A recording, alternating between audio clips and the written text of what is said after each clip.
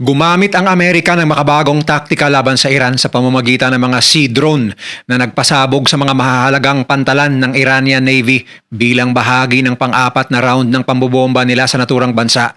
Bukod dito ay muling ibinalik ni President Trump ang naval blockade laban sa Iran upang muling sakalin ang ekonomiya nito. Kaya naman, nang harabas ang Iran at tinarget ang mga tanker na dumadaan sa Strait of Hormuz bilang gante. At ang mas mapanganib ay naka-standby lang ang Israel at readyng umatake anumang oras. Gaano kadelikado ang sitwasyon ngayon sa panig na ito ng mundo? Wala na ba talagang pag-asa na matatapos ang matagal ng gerang ito na ngayon?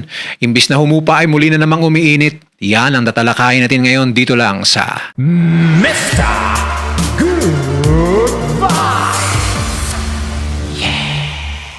Isang bagong uri ng sandata ang inilunsad ng Amerika sa aktwal na digmaan. 3 bangka na may iisang misyon, pasukin ang isa sa pinakamahalagang naval base ng Iran at sumabog kasama ng kanilang target. Hindi ito stealth bomber, hindi rin cruise missile o nuclear-powered submarine. Ito ang Corsair, isang mabilis na unmanned surface vessel o mas simpleng tawag, sea drone. Ayon sa US Central Command, 3 Corsair sea drones ang ginamit sa pag-atake sa Bandar Abbas Naval Base sa southern Iran. Walang crew ang mga sasakyang ito, walang mga Amerikanong marinong kailangang magmaneho habang papalapit sa baybayin ng kalaban.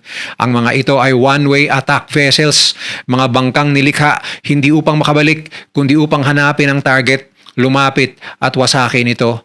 Sa inilabas na pahayag ng CENTCOM, tinamaan ng 3 sea drones ang isang Iranian submarine at ship maintenance facility sa loob ng Bandar Abbas.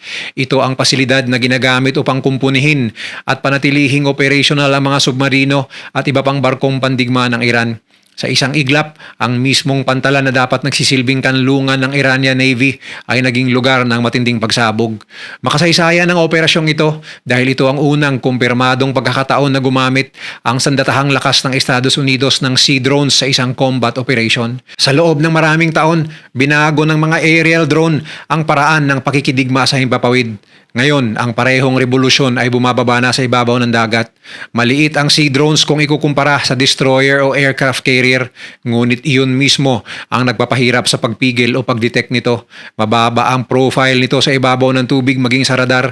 Hindi nito kailangang magdala ng pagkain, oxygen o life support system para sa tao. Maaari itong ipadala sa mga lugar na napakadelikado para sa mga sundalo sa gitna ng coastal defenses, malapit sa missile batteries at diretso sa loob ng isang naval facility.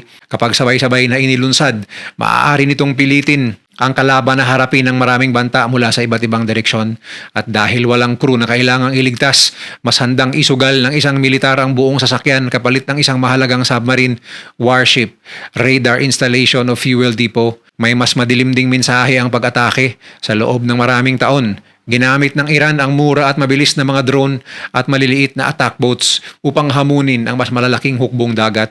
Ngunit ngayon, ibinalik ng Amerika ang parehong konsepto, mas mabilis, mas moderno at direktang laban sa Iranian fleet. Gayunman, ang pagsabog sa Bandar Abbas ay simula lamang. Habang nagliliyab ang submarine maintenance facility, umalingaw-ngaw na rin ang mga pagsabog sa iba't ibang bahagi ng southern Iran. Sa dagat, sa baybayin at sa himpapawid, sabay-sabay nang gumagalaw ang pinakamalawak na bagong opensiba ng Amerika. Sa pagkakataong ito, hindi isang lungsod o naval base lamang ang nasa kanilang target. Sa loob ng 5 oras, sunod-sunod na precision strikes ang tumama sa mahalagang military installations sa southern coast ng Iran. Ayon sa US Central Command, natapos ang operasyon bandang 5:45 ng umaga sa oras ng Iran noong Martes, July 14. Ibig sabihin, habang nagsisimula pa lamang ang araw sa Iran, ilang oras nang binobomba ng Amerika ang coastal defenses nito. 6 na pangunahing lugar ang opisyal na pinangalanan ng CENTCOM: Bushehr, Chabahar, Jask, Konarak, Abu Musa Island at Bandar Abbas. Hindi random ang mga lokasyong ito. Ang Bandar Abbas ay tahanan ng mahahalagang naval facilities malapit sa Strait of Hormuz. Ang Jask at Chabahar ay nakapwesto sa kahabaan ng Gulf of Oman kung saan maaaring bantayan o harangin ng Iran ang mga barkong papalapit sa Strait of Hormuz. Ang Konarak ay may mga pasilidad na sumusuporta sa operasyon ng Iranian military. Samantala, ang Abu Musa Island ay nasa mismong Persian Gulf, isang strategic outpost na maaaring gamitin para sa radar surveillance, missile deployment at pagkontrol sa maritime traffic. Sa Bushehr naman kung saan makikita ang isa sa pinakamalaking nuclear facilities ng Iran, ilang pagsabog ang iniulat ng mga residente, habang may mga ulat din mula sa Iranian media tungkol sa mga pagsabog sa Bandar Abbas, Qishim Island, Kish at iba pang coastal areas. Gumamit umano ang Amerika ng precision naval at aerial munitions laban sa coastal defense systems, missiles at drone sites, radar positions at iba pang maritime capabilities ng Iran. Ang layunin ayon sa Washington ay bawasan ang kakayahan ng Iran na umatake sa mga civilian crew at commercial ships na dumadaan sa Strait of Hormuz. Matatandaang ang ugat ng muling pag-usbong ng gerang ito ay ang pag-target ng Iran sa mga barkong dumadaan sa naturang strait. Ngunit sa gitna ng mga video ng pagsabog at makapal na usok, may isang mahalagang tanong, gaano kalaki ang aktual na pinsala? Sa mga oras na ito, wala pang inilalabas na kumpleto at independently verified na damage assessment. Inamin ng Iran na nagkaroon ng mga pag-atake sa paligid ng ilan sa mga nabanggit na lugar, ngunit hindi agad ito nagbigay ng malinaw na bilang ng mga nasirang pasilidad at iba pang military equipment. Wala ring kumpirmadong casualty count mula sa 6 na pangunahing lokasyong tinamaan sa pinakahuling operasyon ng Amerika. Sa makatwid, hindi pa maaaring sabihing walang namatay, ngunit hindi rin maaaring magbanggit ng bilang na hindi pa napapatunayan. Malinaw lamang na hindi nagtapos ang labanan nang huminto ang mga pambobomba. Halos kasabay ng opensiba, tumunog ang mga air raid siren sa Bahrain. 3 beses tumunog ang missile alert siren sa loob lamang ng humigit kumulang 5 oras noong umaga ng Martes. Paulit-ulit na inutusan ng Interior Ministry ang publiko na pumasok sa pinakamalapit na ligtas na lugar habang hinaharap ng air defenses sa mga paparating na banta. Pangunahing target umano ng Iran ang American military infrastructure sa Jufair, kung saan matatagpuan ang headquarters ng US Navy, 5th Fleet. Inangkin ng IRGC na winasak nito ang isang Patriot radar at air control radar ng 5th Fleet, isang CRAM early warning system at iba pang communication at surveillance equipment. Sinabi rin itong nagliyab ang mga fuel storage facility. Ngunit mahalagang linawing mga pahayag ito ng Iran. Sinabi ng Bahrain na na-intercept at winasak ng air defenses nito ang mga Iranian aerial attack. Wala pang independent confirmation na nasira ang mga radar at fuel depot at wala ring agarang ulat ng casualties mula sa pinakahuling pag-atake. Hindi rin pinatawad ng Iran ang mga American military installation sa bansang Jordan. Kasabay nito, nanawagan ang IRGC sa mga mamamayan ng Jordan na ipatanggal ang mga base ng Amerika sa kanilang bansa. Iginiit ng Iran na wala itong galit sa mga Jordanian at ang tunay na target nito ay ang presensyang militar ng Washington. Ngunit para sa Jordan, malinaw ang panganib. Kahit Amerikano ang sinasabing target, ang mga missile ay lumilipad sa loob ng Jordanian airspace at maaaring bumagsak malapit sa mga civilian community. Ayon sa Jordanian military, 4 na Iranian missile ang na-intercept noong Martes. Isang araw bago nito, inangkin ng Iran na tinamaan nito ang Prince Hassan Air Base kung saan nasira ang command and control center at mga hangar na ginagamit umano para sa MQ-9 drones. Itinanggi ng Jordan na matagumpay na tinamaan ang base. Noong linggo, 3 missiles mula sa Iran ang bumagsak sa iba't ibang lugar sa Jordan.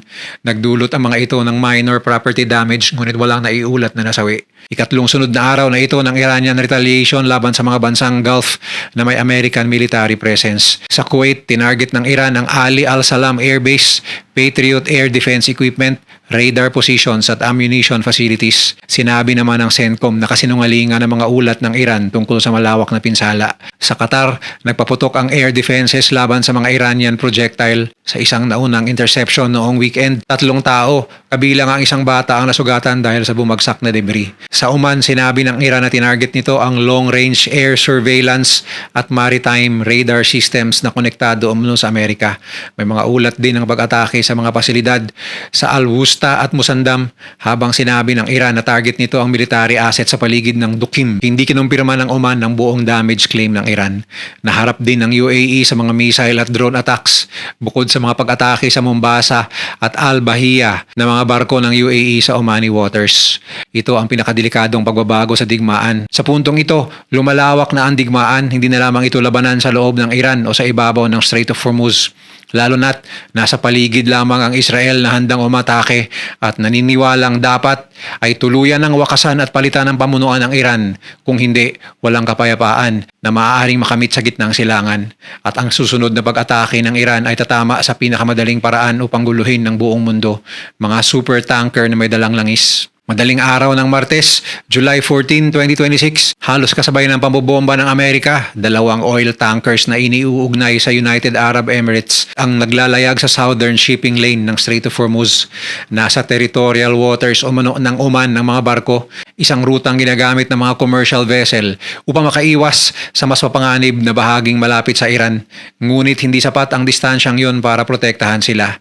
Ayon sa UAE Ministry of Defense, 2 Iranian cruise missiles ang tumama sa mga tanker na may pangalang Mombasa at Al Bahia. Sa loob ng ilang sandali, sumiklab ang sunog sa 2 barko. Nagkaroon ng material damage sa kanilang mga bahagi, bagaman kalaunan ay nakontrol ng emergency teams ang apoy. Wala pang kumpletong assessment kung napinsala ang cargo tanks at engine systems, ngunit hindi iniulat na lumubog ang alinman sa mga barko. Ang pinakamabigat na tinamaan ay ang Mombasa. Isang Indian crew member ang napatay, 8 pa ang nasugatan at 6 na Indian at 2 Ukrainian. 4 sa kanila ang iniulat na nasa seryosong kondisyon. Ito na ang unang kumpirmadong pagkamatay sa pinakabagong serye ng pag-atake ng mga barko mula nang muling sumiklab ang direktang labanan nitong weekend. Tinukoy ng pamahalaan ng UAE ang Mombasa at Al Bahia bilang 2 national tankers. Gayunman, hindi nito inilabas sa paunang pahayag ang eksaktong corporate owner at operator ng bawat barko. May public maritime records na tumutukoy sa isang Liberian flagged crude tanker na Mombasa B na nakarehistro sa isang kumpanya na pinamamahalaan ng South Korean company na Sinocor Maritime. Ngunit, kailangan pa ng opisyal na kumpirmasyon na ito mismo ang Mombasa na tinamaan. Wala pang malinaw na public registry match para sa isang barko na Al Bahia. Inako ng IRGC ang pag-atake. Sinabi nitong hindi umano sumunod sa mga babala ang 2 tanker at sinubukang dumaan sa ipinagbabawal na ruta. Tinutulan naman ito ng UAE na nagsabing nasa Omani waters ang mga barko at ang insidente ay isang malinaw na paglabag sa international law. Ngunit bago ang Mombasa at Al Bahia, may isa pang barkong naging mitsa ng pinakabagong opensiba. Noong Sabado, July 11, tinamaan ang Cyprus flagged container ship na GFS Galaxy malapit sa Musandam Peninsula ng Oman. Isang projectile ang tumama sa barko at nagdulot ng matinding sunog at malaking pinsala sa engine room. Hindi na nito kinayang ipagpatuloy ang paglalayag. 23 crew member ang nailigtas at dinala sa Oman, ngunit isang Indian seafarer ang nananatiling nawawala. Ang registered owner ng GFS Galaxy ay ang Cyprus-based Frendale Navigation Company Limited. Ang technical at operational management nito ay hawak ng GFS Ship Management, isang kumpanyang nakabase sa Dubai. Ang pag-atake sa GFS Galaxy ang direktang binanggit ng CENTCOM bilang dahilan ng panibagong US strikes nitong weekend. May hiwalay pang tanker na tinamaan ng hindi matukoy na projectile 40 nautical miles northeast ng Kalhat, Oman. Walang nasugatan at dahil hindi pa tiyak kung sino ang umatake, hindi ito kasama sa kumpirmadong bilang. Ngunit sapat na ang 3 barko upang baguhin ang sitwasyon dahil para sa Washington, hindi na ito simpleng harassment sa dagat, isa na itong direktang hamon sa malayang paglalayag at dahilan upang muling isara ng Amerika ang mga daungan ng Iran. Kaya naman agad inanunsyo ni President Trump nitong Lunes, July 13 ang muling pagpapatupad ng US naval blockade laban sa Iranian maritime traffic. Malawak ang saklaw, ngunit nilinaw ng US kung ano talaga ang kanilang hinaharang. Hindi ipinahayag ng Amerika na ipinagbabawal nito ang lahat ng barko sa buong Strait of Hormuz. Ang pangunahing target ay anumang barko na papasok o lalabas sa mga Iranian port at coastal area lamang. Kasama rito ang mga oil tanker na kukuha ng Iranian crude, cargo vessels na magdadala ng produkto sa Iran at mga barkong pinaghihinalaang tumutulong sa Iran na makaiwas sa sanctions. Ang mga barkong naglalayag patungo sa non-Iranian ports ay maaari pa ring dumaan basta't hindi nila nilalabag ang blockade. Sinabi ng CENTCOM na susuportahan ito ang daloy ng lehitimong regional traffic. Ngunit may mabigat na babala. Ang barkong susubok pumasok o lumabas sa Iran ay maaaring harangin at kung hindi ito susunod ay maaaring i-disable ng tuluyan ng American forces. Hindi ito bagong strategiya. Unang ipinataw ng Estados Unidos ang blockade noong April 13 nitong taon at nanatili ito hanggang June 18 nang suspindihin bilang bahagi ng Memorandum of Understanding sa pagitan ng Washington at Iran. Sinabi ng CENTCOM na sa kabuuan ng operasyon, 134 na barko ang napilitang magbago ng ruta, 8 ang na-disable dahil hindi sumunod at 42 humanitarian vessels ang pinayagang makadaan. Ipinakita nito na ang bagong banta ay hindi lamang salita, May kasaysayan na ang Amerika ng aktwal na pagharang at pagpapaputok upang pigilan ng mga barkong lumalabag. Ngunit bakit nga ba ibinalik ang blockade? Dahil bumagsak ang pansamantalang katahimikan, muling umatake ang Iran sa commercial shipping. Para sa Washington, kailangang alisin sa Iran ang kakayahang kumita mula sa dagat habang ginagamit nito ang Strait of Hormuz bilang sandata. Ngunit mas kontrobersyal ang kasunod na pahayag ni Trump. Idineklara niyang ang Estados Unidos na ngayon ang magiging guardian of the Hormuz Strait kapalit ng umano'y proteksyon. Sinabi niyang sisingilin ang cargo vessel na daraan sa kipot ng halagang katumbas ng 20% ng kabuuang value nito. Hindi pa malinaw kung paano kukolektahin ang bayad, sino ang eksaktong sasaklawin at anong legal na mekanismo ang gagamitin. Ngunit kung maipapatupad, napakalaki ng 20%, maaari nitong gawing mas mahal ang langis, insurance, shipping at halos lahat ng produktong dumaraan sa Gulf. Para sa Iran, ang blockade ay direktang pagsakal sa ekonomiya. Ayon sa data ng World Bank, umaabot sa halos 1/4 ng Iranian economy ang value ng kanilang mga export. Pinakamahalaga rito ang langis at petrochemicals, mga pangunahing pinagmumulan ng foreign currency at pondo ng pamahalaan ng Iran. Kapag walang tanker na makakalapit sa Iranian terminals, walang langis na maikakarga. Kapag walang langis na maibibenta, mabilis na mauubos ang perang kailangan upang suportahan ang ekonomiya at ipagpatuloy ang digmaan. Ngunit ang isang bansang sinasakal ay hindi laging sumusuko. Minsan, lalo lamang itong nagiging desperado at mas mapanganib. At sa gitna ng desperasyon, dinadala nito ang digmaan sa mga bansang kinaroroonan ng puwersa ng kanyang kalaban. At sa huling bahagi ng krisis, nagsimula ng maramdaman ng buong mundo ang economic shock.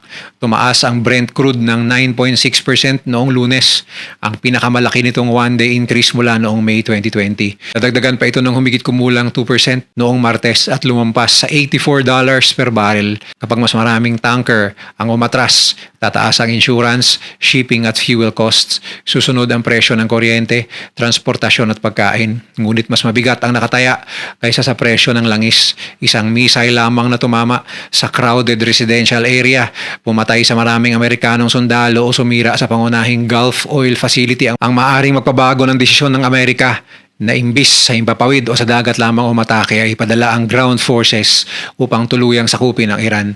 Ganon din ang mga karatig bansa sa gitna ng silangan na maaaring direktang sumali sa digmaan. Habang lumalawak ang mapa ng mga target, lumiliit ang espasyo para sa diplomasya. At kapag tuluyang nawala ang espasyong yun, maaaring hindi na lamang Strait of Hormuz ang magliliyab, kundi ang buong Persian Gulf. At wag naman sana itong mangyari dahil siguradong lalong malulugmok na naman ang buong mundo kapag umusbong ang mas malaking digmaan sa gitna ng silangan. Kung nagustuhan mo ang video na to, share mo naman sa iba at mag-subscribe ka na rin.